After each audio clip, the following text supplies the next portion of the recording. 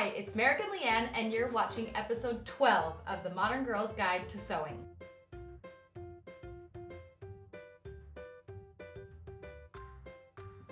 In this episode, we're taking you into the world of serging. A serger is a machine that is separate to your sewing machine and gives your garment a super professional looking touch. It's also commonly referred to as an overlock machine. This is what a serge seam looks like. You'll find this stitch along the seam allowances of all professionally made garments. Just go look in your closet. You'll find serging along the inside seams of every clothing item you own. Now, you can get by with just a sewing machine, but after this episode, you'll see how much easier it is to use a serger to sew with. The more you start to sew your own clothing, the more you'll realize how crucial a serger is to clothing construction. Sometimes we use our sergers more often than our sewing machines. It's true. We do. Now, sergers can get pretty pricey. Sergers can range anywhere from around $200 to over $2,000. We've both serged on high-end sergers, and they're amazing. They're super sturdy and made with parts that are metal versus plastic, and they run really quietly. 3 or 4 thread sergers are most commonly used, but high-end sergers can use up to 5 threads for an incredibly durable stitch. We both opted to get the Brother 1034D serger. It's on the less expensive end of sergers, only costing about $200, but it gets the job done. It does run pretty loud though, which can be hard when you're trying to sew quiet late into the night. Not that we ever do that. Never. But it has all the functions we need in a serger, and we've both been very happy with our machines. So our suggestion to you is to start with a basic, less expensive machine. Then in the future, you can upgrade if needed. You can find direct links to our recommended sergers in our reference guide. First, we'll walk you through the different parts of a serger, then show you the basics of using it, and then finally share a few different kinds of serged seams. Here are the basic parts of a serger. This is the thread tree. This holds up the thread for all of your spools. Make sure it's raised all the way when operating your serger to keep the threads from getting tangled. Spool pins. This is where all of your spools of thread sit. Serger thread spools are much larger than sewing machine spools of thread because the stitches use a lot more thread.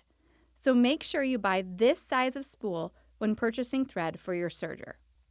Tension dials. These 4 dials control how tight or loose each individual thread is. These 2 left dials control the 2 needles down below, and these 2 right dials control the upper looper and lower looper threads. The lower looper threads lock together with the needle threads to create the beautiful finished seam. We will talk more about finding the correct tension in a bit. Also, notice that some tension dials are set up differently, so consult your manual to confirm which dial controls which parts of your machine. Presser foot lifting lever. This will lift your presser foot up and down. The presser foot will be up in order to insert or remove fabric, and down when you're actually serging. This area over here is where the serging will happen. Here are the needles and presser foot. If you open the front plate, you can see how the machine is threaded. You can also see the cutting knife here that will trim your fabric as you serge. As you serge, it creates this chain of thread out the back. Differential feed ratio adjustment lever. This lever controls the stretching of the fabric as it runs through the machine. When it's set to less than 1, the fabric is stretched more than it's serged.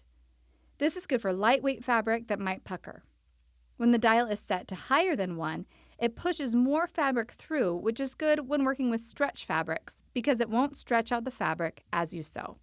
Stitch length adjustment dial. This dial makes your stitches longer or shorter. The higher the number, the longer your stitch length. Knife lever. This controls the knife that cuts your fabric as you serge.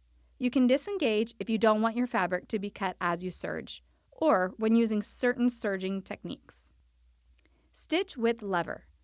This dial adjusts the width of your stitches. The higher the number, the wider your stitch. Now we'll show you the basics of using your serger. First things first, sergers can be a little tricky to thread. All sergers are slightly different when it comes to threading, so we won't show you how to thread it here. But we do have a bonus video on YouTube that shows you how to thread this serger. You can find the link to it in our resource guide.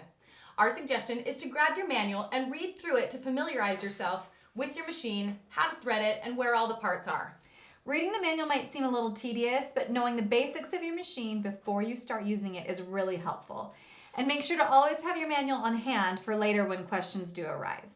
We're going to start off by showing you an easy trick to change the thread on your machine.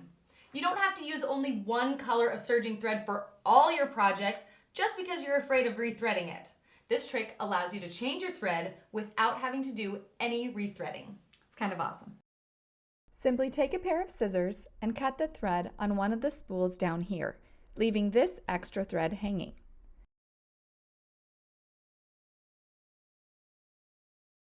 Remove your old thread spool and insert your new color thread. Tie a triple knot with the extra hanging thread and the new thread. Now repeat these steps with the rest of the spools of thread.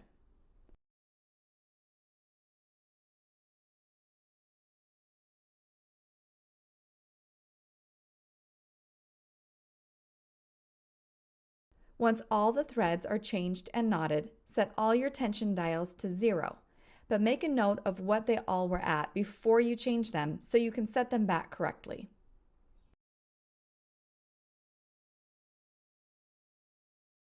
Lift your presser foot and pull the loose chain of thread through the machine.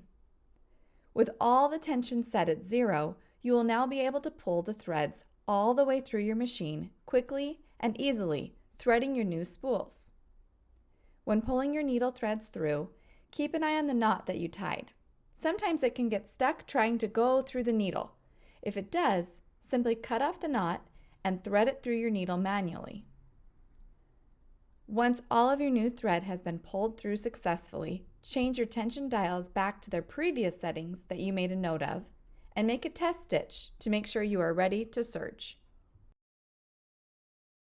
When you serge your fabric, lift your presser foot up with the presser foot lifting lever and insert your fabric, lining it up with the edge of your presser foot. Lower your presser foot and press down on the pedal to begin sewing. You feed the fabric through just like you would with a normal sewing machine. You will see the fabric trimmed as you sew. Once you finish serging your edge, just keep the presser foot down and allow a trail of thread to continue sewing. Then trim your thread. You always want to leave a trail of serged thread attached to your machine so that the threads all stay in place. A good rule of thumb is to keep your tension dials all set to 4. This is the most common tension we sew with. When your tension dials are correct, you will get a beautiful flat serged edge. If you're seeing bunching or loose serging, play around with the tension dials, tightening or loosening them. Your manual will give you good ideas of settings based on the type of fabric you're using. We found that just getting in there and seeing what happens when you adjust each dial can help you figure out the best thread tension. A good idea is to keep a list of fabric types and their corresponding tension settings. That way, if the tensions get changed by you or by curious little fingers, in our case, we can easily refer back to the notes to set it back properly. The 3 things that make sergers so helpful are, number 1, it trims the seams so you don't have to cut them with scissors. Number 2, it finishes your seam so you get a nice clean edge. And number 3, you can use it to sew together 2 pieces of fabric without even having to use your sewing machine. By adjusting your stitch settings and tension dials, you can get either a normal flat serge like this for knits or wovens, or you can get a thin rolled hem for lightweight fabrics like this. Refer to your manual for the proper settings. In all our serging, we have only ever used 3-thread and 4-thread serging, so those are the ones we'll be discussing. The 3-thread serge looks like this. This is the one we use the most often. It uses 3 spools of thread and only 1 needle. The 3-thread serge and 4-thread serge are really very similar, but we use the 3-thread serge more often for a few reasons. Working with 1 needle creates a flatter seam when serging knits. And we mostly sew with knit, so that's really helpful for us. And because it's less expensive to buy 3 spools of thread versus 4. A 4-thread serge uses all 4 spools of thread as well as a second needle. It gives you a more durable stitch than the 3-thread serge. Your serge edge will look like this and have 2 rows of straight stitching. This stitch works well with thicker wovens because it gives you a nice sturdy stitch. The best way to familiarize yourself with your serger is just to get in there and start practicing. You'll get a good feel for how it runs. Always test out a scrap of fabric before you start serging your project to make sure you have your tensions all set correctly. And once you start using a serger, you'll see why we love them so much. They really do a lot of the work for you and speed up the clothing construction process a ton. Thanks for watching.